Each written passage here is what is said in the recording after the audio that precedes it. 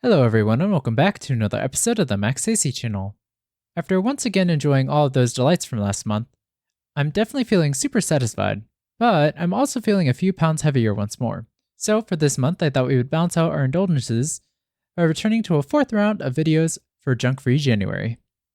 For this month of January, we will be making 4 more recipes that will hopefully help aid you in returning to a more balanced diet after all those holiday treats.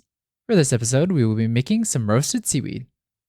For this recipe, you will need 10 nori or seaweed sheets, 1 tablespoon of sesame oil or other preferred oil, and 1 tablespoon or so of salt.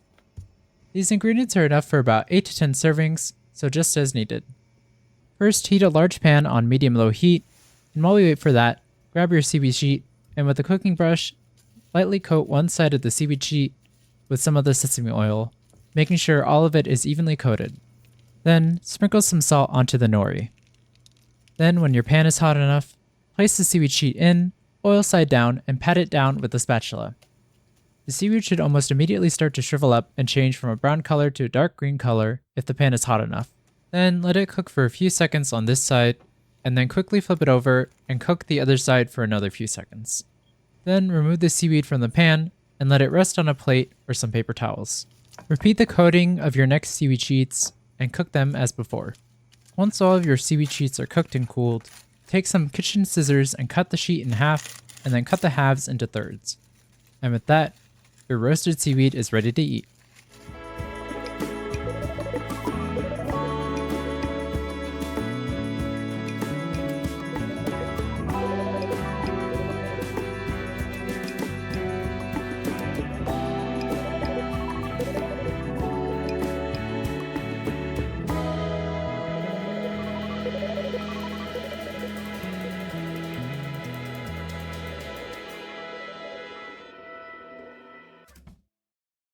For our first healthy recipe this go around, I wanted to highlight one of my favorite snacks to make when I'm craving something salty and crunchy, but not as heavy as potato chips.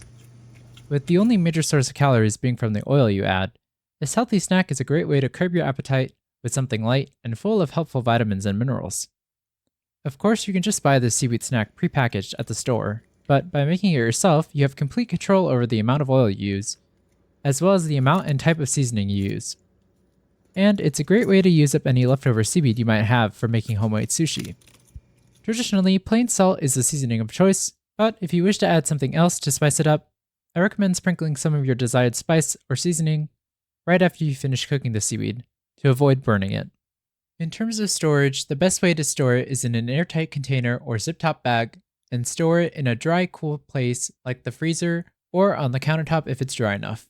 And if you have any silica packets, you can also add it in the container as well to keep it as fresh and dry as possible. But regardless of if you eat your roasted seaweed fresh off the pan, or have a whole bunch prepared beforehand, this low-calorie, crunchy, salty snack will be a great way to keep your cravings in check while not overindulging. Anyway, I hope you all enjoyed the video. In the comments below, let me know how it went if you decided to make it, and let me know if you have any questions or if there's anything you want me to make next. Like this video, share with your friends and family, and subscribe to or follow this channel for more episodes of the Max AC channel. And remember, if you want to stay cool in the kitchen, turn your AC to the max and watch the Max AC channel.